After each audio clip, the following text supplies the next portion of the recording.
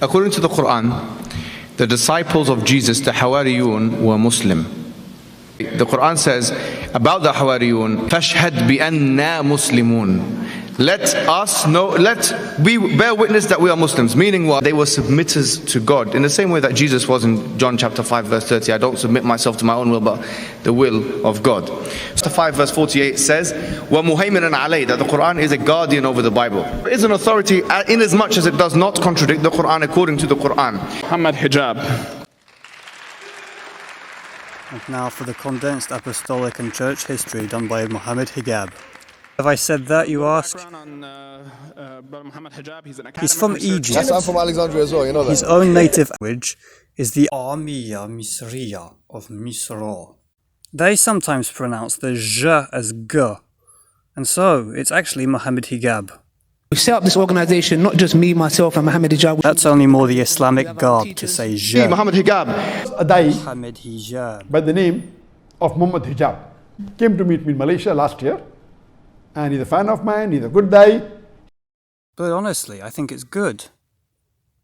Jamil. Jamil. The New Testament has different authors. There's 27 books of the New Testament. You've got Paul. Mark, by the way, is the most ancient gospel.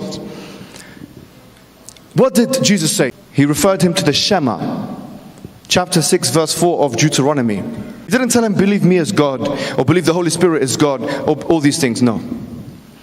John, written many books. Who is John? We don't know who John is, by the way. We do indeed. The author mentions at the end that he is this disciple, meaning John. It has always been understood so. Gospel was found some 95 AD. That's some 65 years after Jesus' disappearance. Actually, the Gospels must have been written between the year 33 and the last event mentioned takes place, because the events that they talk about are talked about in past tense, and the year 70, the city of Jerusalem, which was destroyed in the year 70, speaks about it in present tense. And therefore, the four Gospels must have been written before the year 70. All of the major church fathers referred to the four Gospels. None of those church fathers, for the first 300 years of church history, inferred a Nicene Trinity from this. Can you imagine? People like Clement of Rome. Clement of Rome was a disciple of the Apostle Paul. Polycarp. Polycarp was a disciple of the Apostle John. Hilopolis. That's Hippolytus. Hilopolis is the Hellenic name for On, part of the present city of Cairo. Was taught by Irenaeus, massive church father. Justin Martyr, massive church father. Justin Martyr, he wrote a book called The First Apologies. Justin Martyr was having a conversation with a pagan. Just as you believe that Jupiter is God and there are sons of Jupiter, we believe that the Father is God and Jesus is the Son of God. My question to you is this: how can you assure us today that in the first 300 years of Christian history that there has not been a Greek mythological influence in the formulation of the Trinity? What did Justin Martyr actually say? Poets who have flourished among you raise a laugh out of the uncleanness of Jupiter with his own children, and those who now adopt such instruction are not restrained by you, but, on the contrary, you bestow prizes and honors upon those who euphoniously insult the gods. To unreasoning passion, and to the instigation of evil demons, you punish us without consideration or judgment. Evil demons, effecting apparitions of themselves, both defiled women and corrupted boys, and showed such fearful sights to men that those who did not use their reason in judging of the actions that were done were struck with terror, and being carried away by fear, and not knowing that these were demons, they called them gods. Hippolytus, who was the student of Irenaeus, and who was the student of Justin Martyr, and who taught Origin of Alexandria. He taught Origin of Alexandria, a massive church father. Origin of Alexandria actually has problems. Not an ideal reference. Even Tertullian, who died 240 AD. Tertullian, who dubbed or coined the term Trinitas, which was later translated into Trinity. Tertullian was a subordinationist. He died 240. I don't actually think you read his works. He does use the language of the 4th century men, but he does not use it in the context of the Holy Spirit. And that's why he's deemed as a heretic by the Catholics. And by the Protestants, he's deemed, and other people are deemed as heretics. So it's a back projection based on later developments of the church. Well, he's saying Trinitas. Doesn't that mean three? A group called the Ebionites, who were around 70 AD, 40 years after the disappearance of Jesus. And they believed that Jesus was not God, that he was a prophet. Now, they didn't have the Bible. Do you know why? Because they came before John. They came on 70 AD. John came 95 AD. Oh man. Only Mark, Matthew and Luke, the synoptic gospels, were available to them. They had those synoptic gospels. Actually, the first sign we ever have of the existence of the Ebionites is in Irenaeus Against the Heresies in the year 180. What we know is that they took the gospels and they changed them and doctored them up. They say that Jesus was adopted by God. The Ebionites were not part of the disciples of Jesus. They also say that prophets do not have supernatural revelations. They were also opposed to Judaism in general. Mohammed, you mentioned the Ebionites as an early group. He talks about the Ebionites as being a radical offshoot. This is a ahistoric way of rendering history. One man's orthodox is another man's heresy.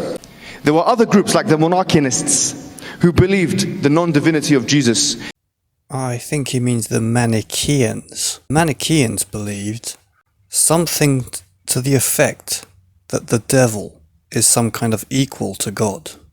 Where the Islamic position of the non-divinity of Jesus Christ was present, and the non-divinity of the Holy Spirit was present in early Christian church history, Trinitarian understanding of the post-Constantinople Creed was not. Prove me wrong.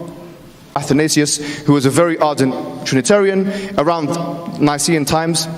And then you have Hilary of Poitiers, they were advocating the Trinitarian position. Then you had the Cappadocian Fathers, who are Gregory of Nazianzus, Gregory of Nyssa. As it relates to the Holy Spirit, Gregory of Nazianzus and Gregory of Nyssa, they quote in church documents, didn't know. People were disputing about what the Holy Spirit is. Some said it was a creature, some said it was God, some said it was this, some said it was that. We did not know. And Basil the Great, they are the ones who advanced the Trinitarian position. The question is, who gave those guys the authority to interpret text like this? Overrule all the things that came before. We're going to resolve a question that had arisen recently among the church in Alexandria. A man named Arius, who was born in the 3rd century, had started to teach a certain doctrine, as it was being taught by this arising teaching that Jesus had started by being created from nothing. So it is not the way it has always been seen. Arian was preaching a new kind of teaching. At the Council of Nicea, overwhelmingly, they chose the position that Jesus was indeed eternal, as it was personified in Micah chapter 5, and other places. God usually says, let us make man in our own image, let us go down, and they confuse the languages in Babylon. The word often used is Elohim. It's often said that this is actually the majestic plural. This is used in Semitic languages. However, it is never used in any parts of the Bible when we're talking about a king. David doesn't say it. It is not used to talk about David, not used to talk about Solomon, kings of the nations around. Not used when Moses talks to Pharaoh. Not used, for example, in the kingdoms of Egypt in the times of the pharaohs, at the same time as when Genesis was written. The ones around in present-day Iraq and present-day Syria either. What it actually means is a sort of plural, not in the same way as there are several different individual ones. Quite similar to when we say the skies, the seas, the waters, the depths. It is also used in the exact same verse. In Genesis, Bereshit bara Elohim et hashamayim v'et haaretz. The same thing is used with sky, shamayim. The same with water, ma'ayim. When it says that God speaks with Moses face to face, it says faces to faces, panim befenim. And also even. Also when it talks about the time for love in Ezekiel, even though it is love singular, it is also called the loves or the cherishes. The cherish loves. Dodim. So when it talks about the biggest animal, it calls it the animals. Behemoth. Ut is plural mark, also used. In fact, in Genesis chapter 1, verse 1, which it says in English, in the beginning. In French, translated at in the beginning. We could say at the first time. What it is actually said is by the first. By the first. The world was created. In fact, I have heard it is even said that this is how you talk about your first child. You call him your Reshit. Let's take, for example, Genesis chapter 1, verse 1. Bereshit, Bereshit, Bara, Elohim. And it is from that point on that the doctrine of the Trinity was labelled the Nicene Trinity. And in the ensuing contentions and even wars between the Niceans and the Arians, You will not find an apostolic provenance back to Jesus Christ for what you believe. You have to back project. You have to take the ideas of the later people, the heretical, the earlier people, and basically, in Islamic terms, make tabdi'.